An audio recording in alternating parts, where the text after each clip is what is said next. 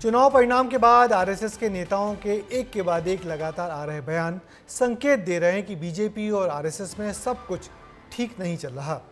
पहले मोहन भागवत ने बीजेपी को नसीहत दी तो अब इंद्रेश कुमार ने कहा कि बीजेपी को अहंकार आने के कारण बहुमत नहीं मिला। सुनिए आरएसएस नेताओं के बयान, उनके मायने और क्या आरएसएस और बीजेपी के रिश्ते क्या हैं, इनकी पड़ताल करते देखिए हमारी एक खास रिपोर्ट। संघ के बोल से विपक्ष खुश, भागवत के बाद इंद्रेश, बीजेपी को क्या संदेश। अब 1 साल से मणिपुर शांति की राह देख रहा है, उसके पहले 10 साल शांत रहा, पुराना गन कल्चर समाप्त हो गया ऐसा लगा, और अचानक जो कलह वहां पर उपज गया या उपजाया गया, उसकी आग में अभी तक जल रहा है, त्राही त्राही कर रहा है। कुछ दिन पहले संघ प्रमुख मोहन भागवत ने मणिपुर और विपक्ष पर बयान दिया, जिसने हारी हुई कांग्रेस और विपक्ष को पीएम मोदी पर वार करने का हथियार दे दिया।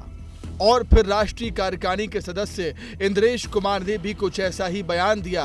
उन्होंने कहा कि राम सबके हैं, वो न्याय करते हैं, लोकसभा चुनाव को ही देख लीजिए। जिन्होंने राम की भक्ति की पर धीरे धीरे अहंकार आ गया, उस पार्टी को सबसे बड़ी पार्टी घोषित कर दिया, और उसका और जो पूरा उसको मत मिलना चाहिए, जो शक्ति मिलनी चाहिए, वो भगवान ने अहंकार के कारण दिया। जिन्होंने राम का विरोध किया उनमें से किसी को भी शक्ति नहीं दी, सब मिलकर भी। इंद्रेश कुमार के बयान से आरएसएस ने किनारा कर लिया है, लेकिन इस बयान ने सियासत में एक नई चर्चा को जन्म दे दिया है। शिवसेना उद्धव गुट समेत कई विपक्षी नेताओं ने इंद्रेश के बयान का समर्थन भी किया। कौन गंभीरता से लेता है आरएसएस को? मोदी जी खुद तो लेते नहीं, तो हम क्यों लें? जब बोलने का समय था तब बोला होता तो सब गंभीरता से लेते, तब आप चुप रहे। भागवत जी का बयान, उसके बाद ऑर्गेनाइजर पत्रिका का लेख, और फिर इंद्रेश कुमार का ये बयान, ये तीनों बातें ये साबित करती हैं कि आरएसएस और बीजेपी के बीच मां बेटे का झगड़ा शुरू हो गया है। इस बार के लोकसभा चुनाव में बीजेपी को कई राज्यों में बड़ा नुकसान हुआ है। सीटों की तुलना में देश का सबसे बड़ा राज्य यूपी, जहां पर 80 सीटों में से बीजेपी को मात्र 33 सीटें मिली।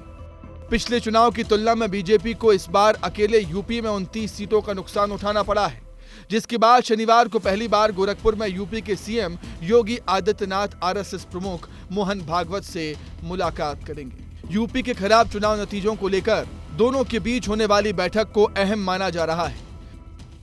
काम करे, लेकिन मैंने किया ये अहंकार न पाले, तो हम इस देश की सच्ची सेवा कर रहे ऐसा होगा। और अपने देश को हम सब लोगों के सच्चे सेवा की आज आवश्यकता है, और विश्व को भी आवश्यकता है। माना जा रहा है कि भागवत का ये संदेश भी सरकार के लिए ही है। एक इंटरव्यू में जेपी नड्डा ने कहा था कि पहले बीजेपी को राष्ट्रीय स्वयंसेवक संघ की जरूरत थी, लेकिन आज बीजेपी सक्षम है, आज पार्टी अपने आप को चला रही है। इस बयान के बाद समझा जा रहा है कि संघ बीजेपी से नाराज चल रहा है, जिसको लेकर बयान भी आ रहे हैं। उधर संघ प्रमुख के बयान से राजनीतिक गलियारों में कई तरह की चर्चाएं हैं। कुछ लोग इसे संघ की तरफ से बीजेपी को आईना दिखाना बता रहे हैं। आरएसएस हमेशा से कहता आ रहा है कि वो एक सांस्कृतिक संगठन है और इसका ना तो कोई राजनीतिक उद्देश्य है और ना ही वो किसी राजनीतिक गतिविधि में शामिल है। 2025 में संघ की स्थापना के 100 साल पूरे होंगे। एक नजर आरएसएस के इतिहास पर डालें तो 27 सितंबर 1925 को विजयादशमी के दिन आरएसएस की स्थापना हुई। संघ में 50 से ज्यादा राष्ट्रीय और अंतर्राष्ट्रीय संगठन हैं। बीजेपी भी संघ का राजनीतिक संगठन माना जाता है। हालांकि आरएसएस का कहना है कि उसका बीजेपी की राजनीति से कोई सरोकार नहीं है। संघ और बीजेपी के बीच लोकसभा चुनाव के बाद मतभेद की खबरों के बीच ये जानना भी जरूरी है कि पीएम मोदी और मोहन भागवत के बीच काफी गहरे रिश्ते हैं। दोनों के बीच गुरु भाई का संबंध है।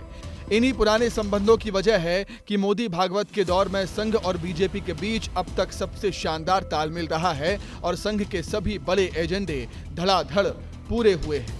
ब्यूरो रिपोर्ट, विस्तार न्यूज।